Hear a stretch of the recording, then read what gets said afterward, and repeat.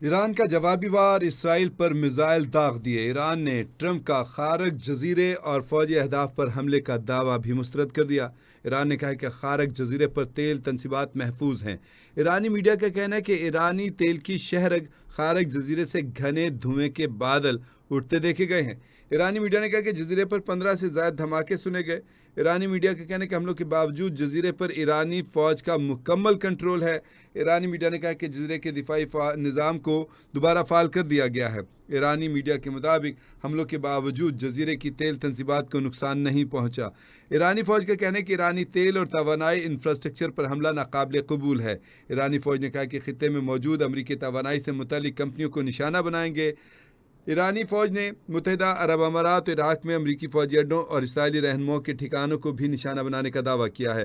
तर्जमान ईरानी मुश्तरका फौजी कमान का कहना है कि ईरानी फोर्सेज ने 100 ऐसे मकामात को निशाना बनाया जो इसराइली रहनुमाओं के हैं। ईरानी फौज का कहना है कि हमलों में मुत्तहिदा अरब अमारात में वाक़ अज़फ़रा बेस और इराक में अरबिल को नुकसान पहुँचाया है। ईरान ने जवाबी वार करते हुए इसराइल पर मिसाइल दाग दिए हैं, जबकि ईरान ने अमरीकी सदर डोनाल्ड ट्रंप के खारक जजीरे और फौजी अहदाफ पर हमले का दावा मुस्तरद किया है। अमरीकी सदर ने डोनाल्ड ट्रंप ने यह दावा किया था कि उन्होंने खारक जजीरे के ऊपर पर हमला किया है। ताहम उन्होंने कहा कि तेल तनसीबात पर हमला नहीं किया गया, वो बिल्कुल महफूज है। और इस दावे को ईरान ने मुस्तरद किया है और कहा है कि तेल तनसीबात बिल्कुल महफूज हैं। आपको बताएं कि शुमाली खलीज में एक नाहमवार ज़मीन का टुकड़ा है जिसे खारक जजीरा कहा जाता है। ईरान का ये हिस्सा है जो ईरान से तकरीबन ईरान का तमाम खाम तेल की बरामद का मरकज़ भी है। और ये भी बताएं कि ये जजीरा ईरानी सरजमीन से तकरीबन 30 किलोमीटर दूर वाक़ है। माहिरीन बताते हैं कि इस इलाके पर कोई भी फैसला फौरी नताइज का बायस भी बनेगा।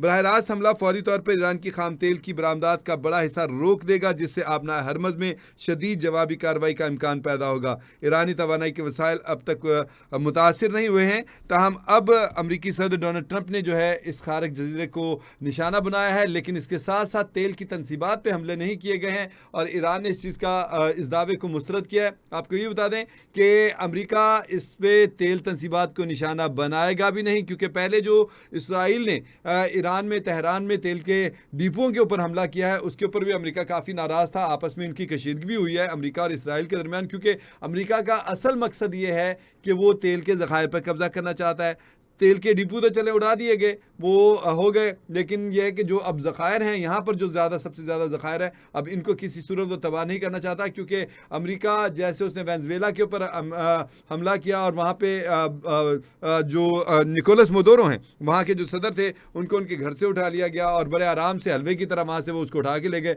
और वहाँ के तेल के ऊपर भी कब्जा कर लिया। वहाँ से करोड़ों डॉलर कमाए जा रहे हैं। तो यही मनसूबा असल में अमरीकी सदर ट्रंप का यहाँ पर भी है और वो यहाँ पर तेल की तनसीबात पर कब्जा करना चाहते हैं। और असल क्योंकि पावर जो है इसका तेल ही है, तो तेल के ऊपर कब्जा करके वो करना चाहते। अगर ये खारक जजीरे की तनसीबात को तबाह कर दिया जाता है तो इस जंग का मकसद फौत हो जाएगा।